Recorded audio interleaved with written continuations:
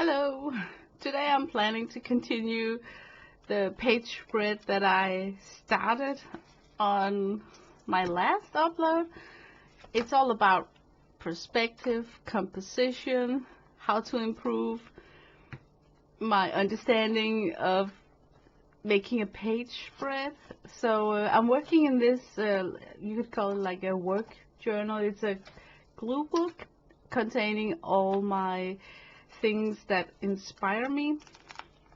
So it's like an inspiration board in a glue book style, you could say.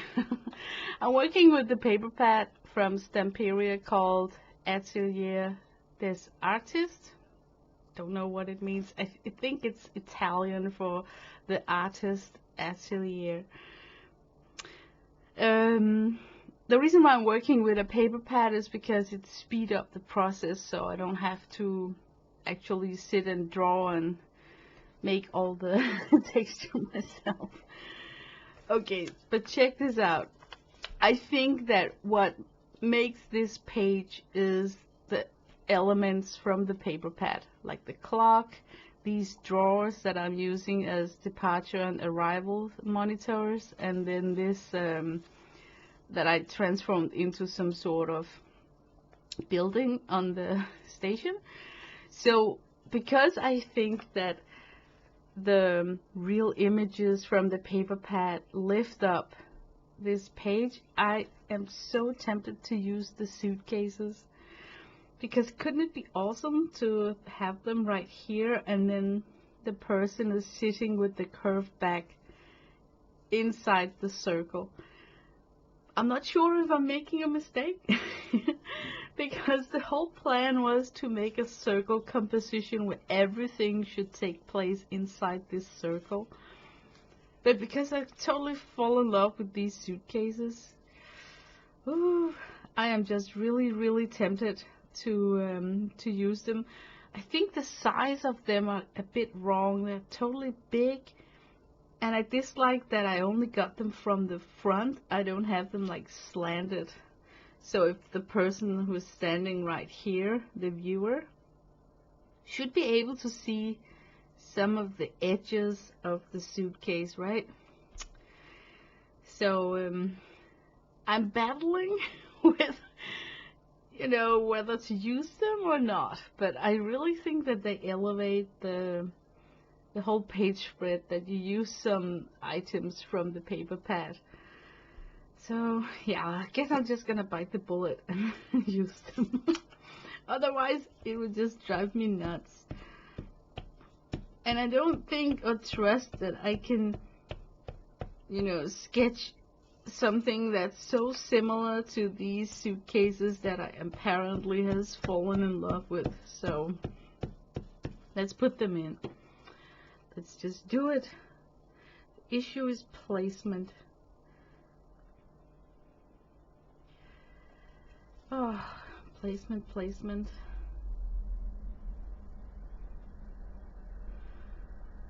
I think right here.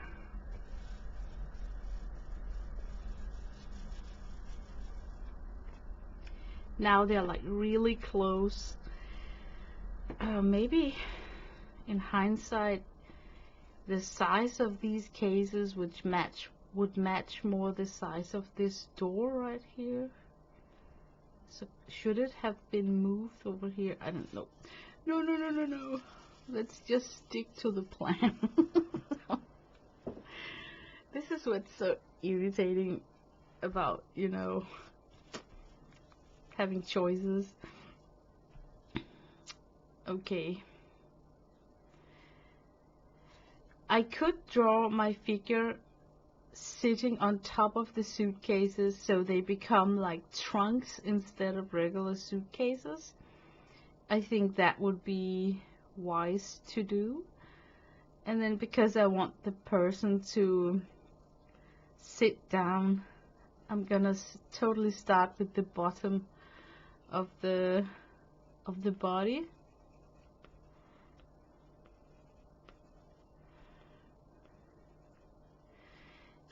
And I can faintly see the pencil sketched circle, so I will try and follow that curve as much as possible.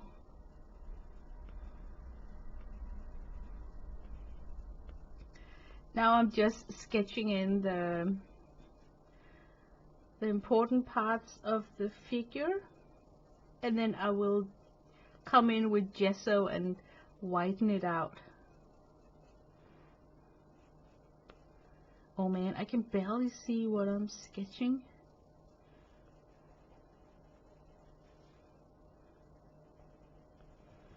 Which makes it a little bit difficult, and even more difficult for any of you to see what the heck is going on. Let's see.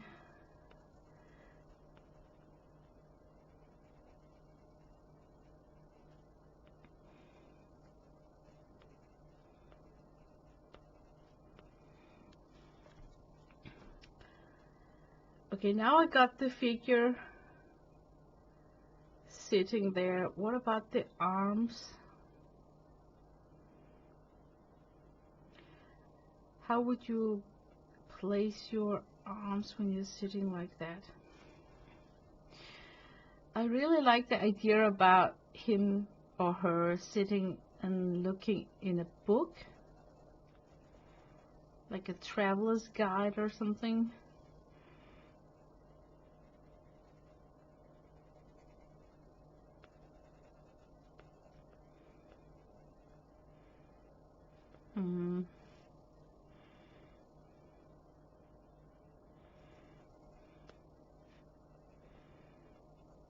Or could also just be reading a newspaper. Okay, let's go in with the gesso so we can get some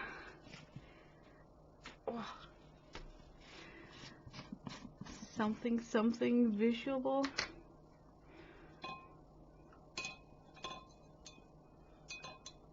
I have to say that I still am struggling with the fact that I have not completed the task about having everything inside the circle.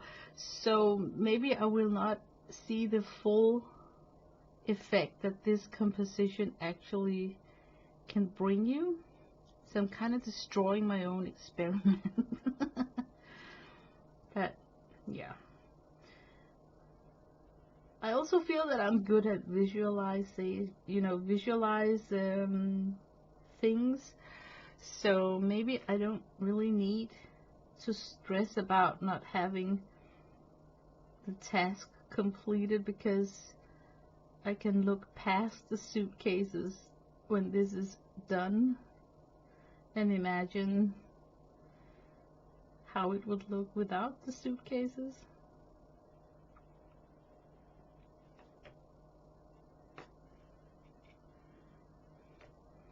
This is a very watery gesso. I should have wiped off my brush.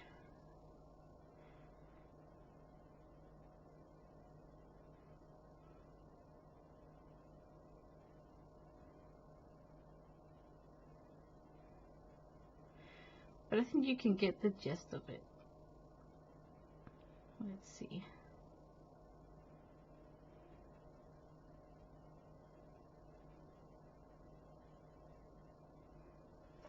Okay, let's dry this up. Now at least I got some sort of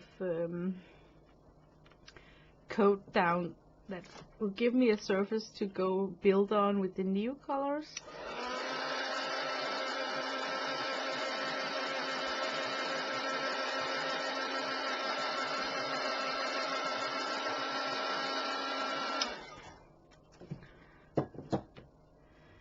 I did try and follow the curve of the circle as much as possible without compromising the features too much. I'm a little bit silent.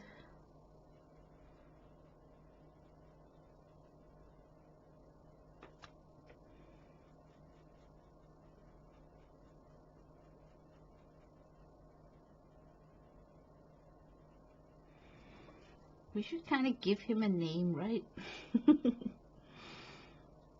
We should come up with a female and a male name, because this guy is going to appear more than once in this journal. Oh, maybe his other leg could be going in this direction here.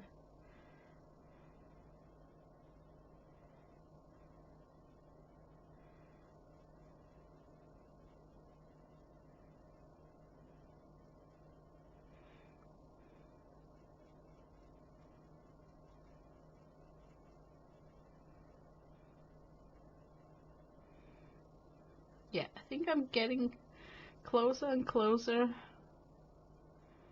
to his shape.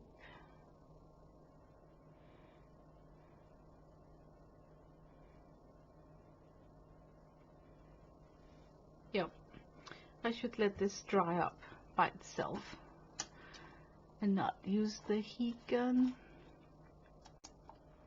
Okay, now it's like semi-dry. I would like to come in with some of the shadows, because I left out shadows on this area here because I didn't quite knew what to make in this circle. So I think now that I would like to definitely come in with the needed shadow for this part here.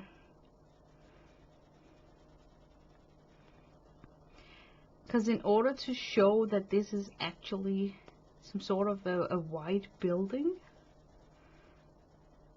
I need to have a cast shadow on the train.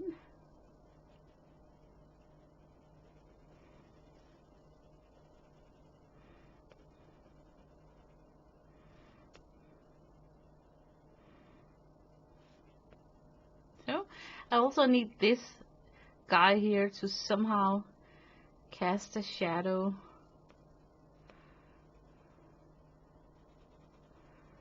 And I'm making it a little bit wide so it doesn't appear as some sort of skinny monitors. I'm not going to do so much about the shadow over here because the pattern paper itself gifted me with this shadow, so I kind of like that. And then of course the suitcases will also cast shadows.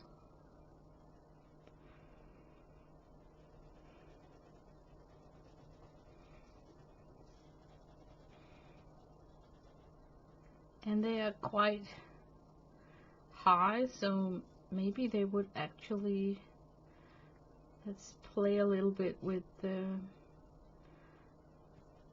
like a skewer shadow.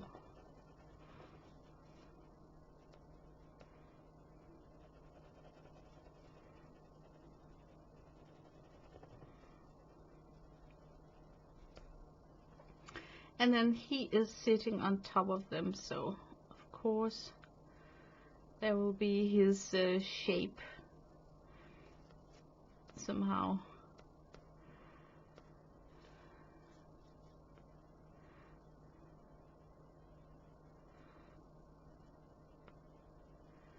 I'm not putting it at the same height as his head because the light is coming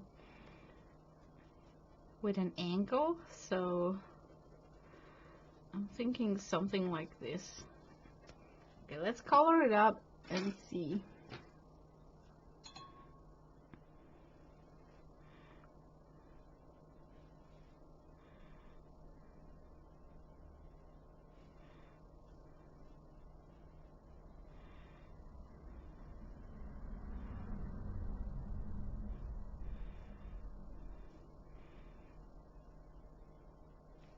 I like that the shadows are like semi-transparent.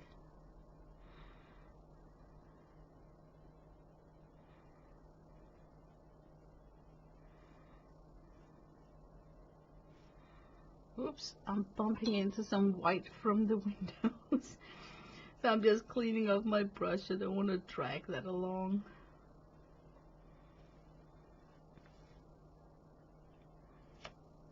Up here we had a shadow.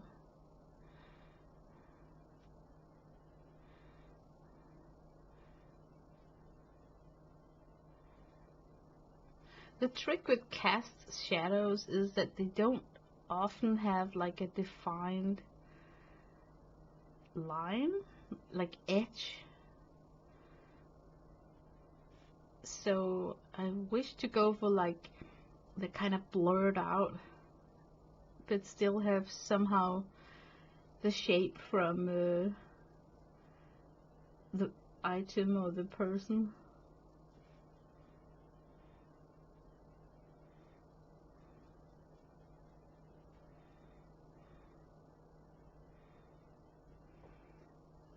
Okay, I will settle for that. Here he also got a lot of body parts in shadow, because I'm following the shadow line from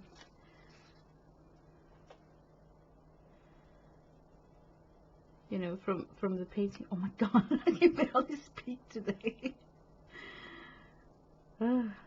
Sorry.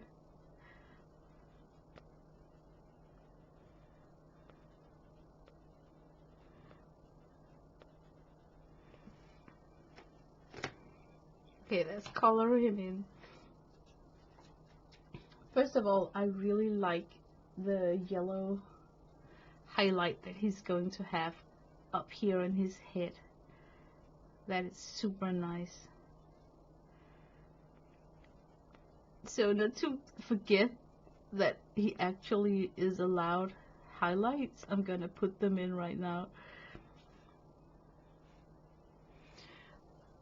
Then maybe the top of the newspaper, the top of his knee. I don't think, but let's just put a hint of yellow here in the back. And then I will go in with, usually, with ochre, which is his favorite color. And he would have shadow area here from his arm.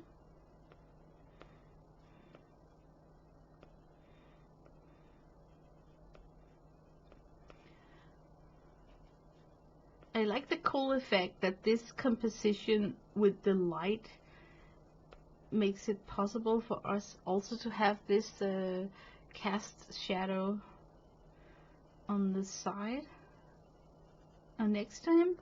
That's actually nice.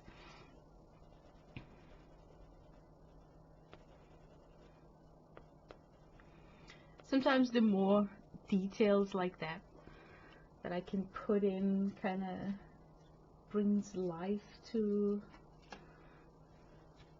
whatever I'm sketching.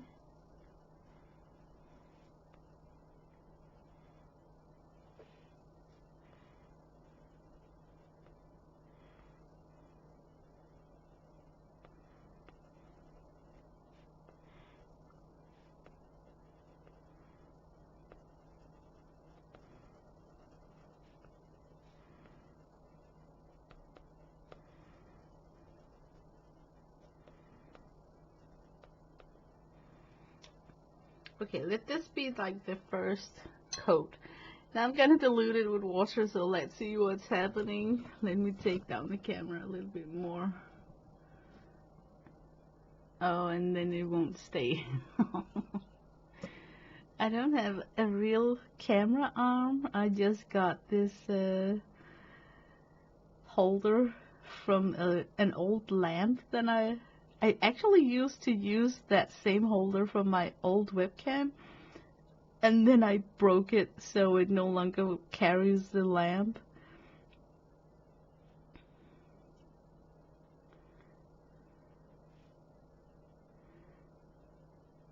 The brush, of course, picks up pigments on its journey right here, so that's why I'm concentrating on the light values first before I dip it into the darker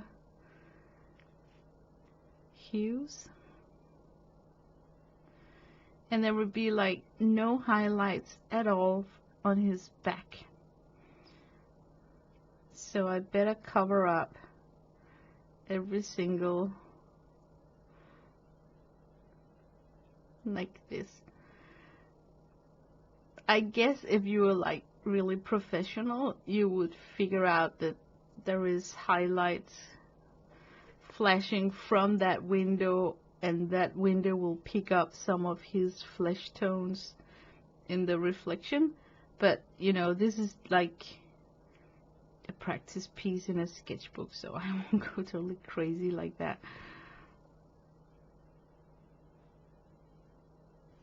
This exercise is just to illustrate for myself some thoughts about composition.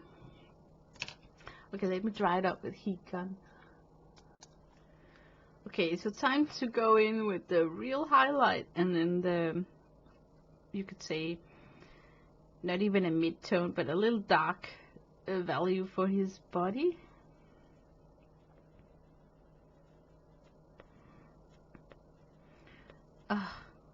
And then immediately I'm hitting issues because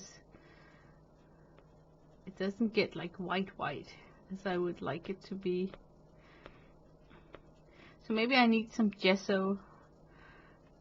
Yeah, I definitely need some gesso. But I can try and see how far this new color will take me. Yeah, I need the gesso. Okay, it's okay.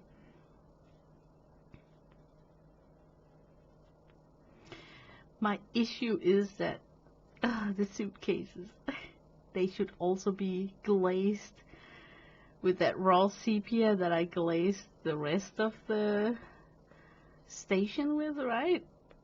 But they're looking so nice in their bright colors that comes from the pattern paper. So I totally hesitate having to go in and coat them. Maybe I could give them just a hint of sepia just to see how it looks.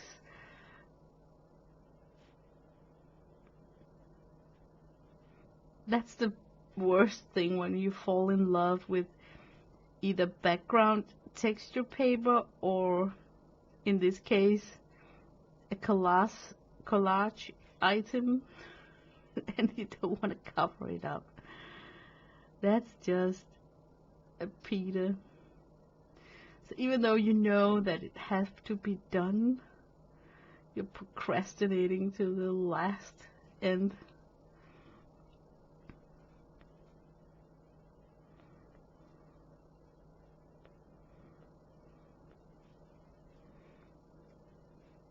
He's getting more and more alive.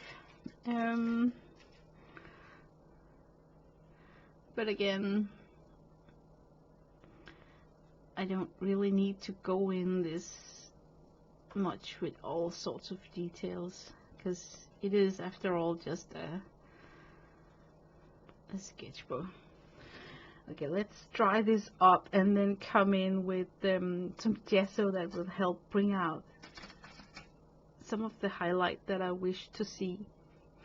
But what about the suitcases? Oh man, should I try? Yeah, I have to. I'm just gonna give a hint of shadow on the edges, bring it down and see how it looks.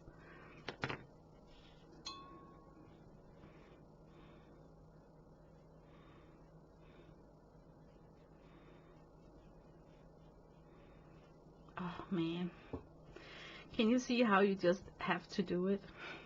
There's like no turning back when first you have started some sort of light setting. You can't really run away from it, even with the most beloved collage pieces. So I will just be like super sparingly, just super sparingly.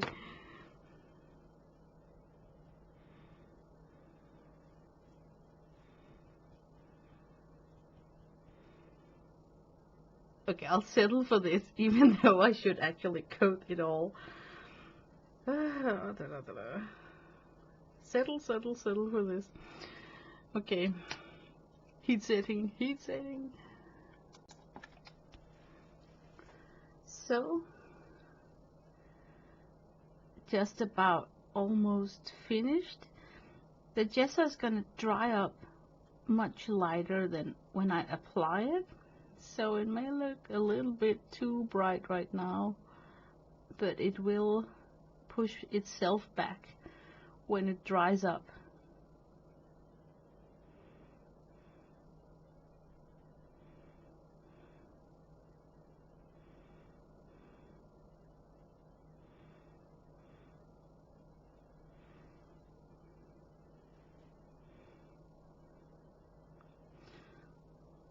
Should have picked a smaller detail brush for this.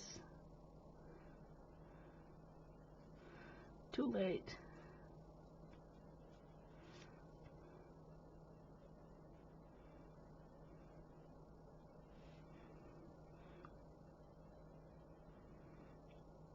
I know I'm hitting the same areas more than once, but it's because I don't really know how light is the gesso going to dry up, so I better go back and forth instead of putting too much on the first coat.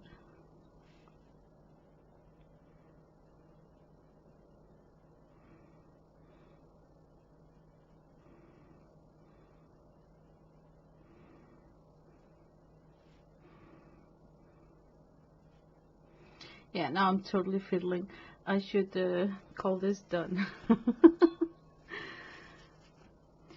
Yeah, but I am in love with those suitcases, so no regrets at all. I really wanted them in there. I can see now that I would have regretted not putting them in, and they actually sticks out beneath my circle, but I'm okay with that.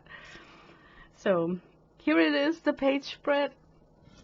Let's look at it. I don't think that it's super clear that I'm working with a circle composition in the middle, but maybe it is still improved compared to if somebody handed me over this page spread and said, place a guy and some suitcases.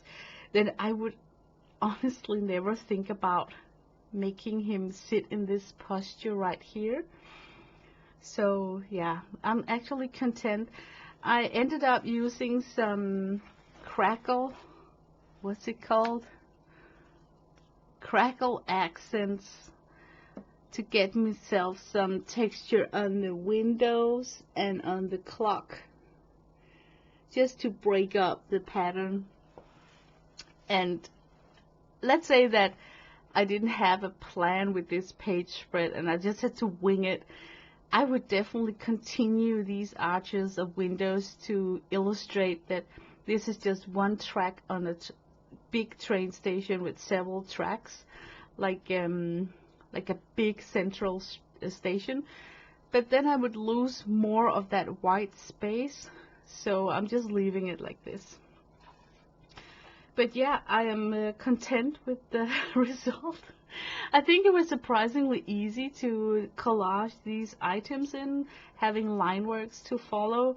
I definitely feel sparked to make a real journal spread, you know, like not just this spread, but draw a real person and, you know, try it once more in a real journal where I take my time with stuff. But today, while Janet M. Young was streaming, I was actually playing with the Lshape composition, just to refresh your memories. Remember this L-shaped composition where you leave out a lot of space with nothing going on, and then you anchor your eyes to an L shape? Well, I was playing a little bit with it while Janet was streaming, and you know what? I actually think there is something to get from this composition where you anchor an L shape, put in what you want people to look at, and then leave out this giant space, wide it out with pushed back with gesso. I actually really like this page spread right here. I don't know, it's just, it grows on you. It's difficult to just leave this whole page untouched because you kind of feel that you would like to add in something. But I usually would use the L-shape composition when doing landscapes. So that's why I will not add in a person or a sunset or a forest or anything that would kind of steal attention from what I want the viewer to see, which in this case, I just glued in a page from the paper pack to illustrate some sort of a building, a house. You're looking into a house. So yeah, I think I definitely want to work more with this L shape. So I was thinking, what happens if you flip the values? Because right now they're grounding with the dark colors on the bottom. What happens if you actually have the dark colors on top? So I managed to do this, where I'm not a fan of this up here. I don't really think it works. But like I said, I am a learning by doing monkey, so I have to test it out to see how it visually appears. But what I tried to do on this page spread was to work with a composition where I took the diagonal line here from corner to corner like this, and then I took the center line and lined up with this corner down here. So I managed to place the image from the paper pack in this section right here. So there is, according to the rule of composition, a point right here on her cheek where it would be nice to have the action of the whole drawing to happen. And then I tried to make his body posture follow the diagonal line, so not much of him is above that line. So in a way, if I look back at the composition with that, I think it was called like a golden section, it's called. It's this one right here, you know, where you have a fixed point where the eyes like to rest when they're looking at a sheet, a spread like this.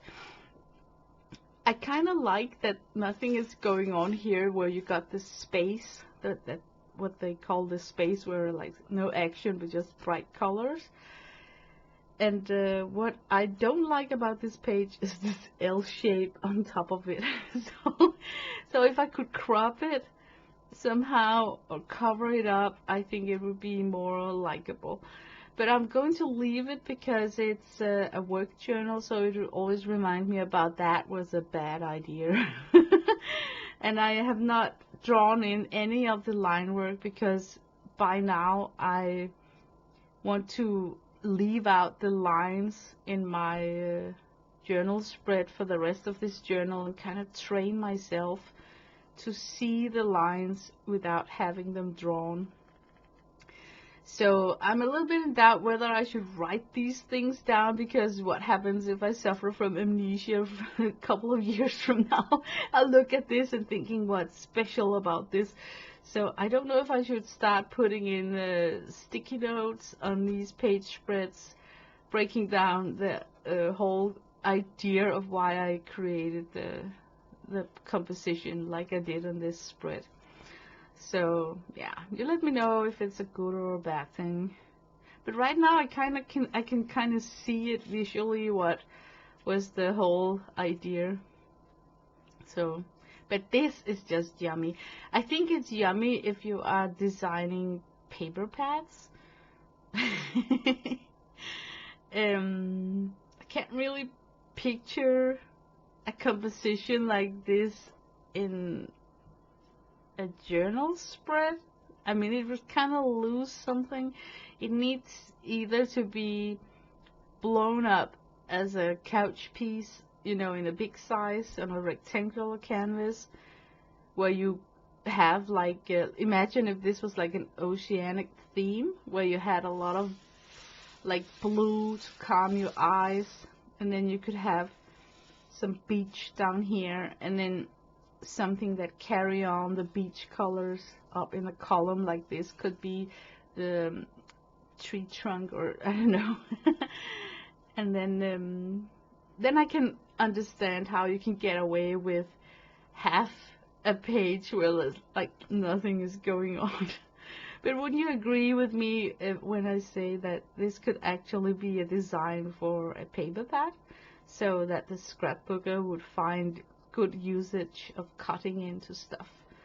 So yeah, it's fun. It's still fun. I got ideas for other,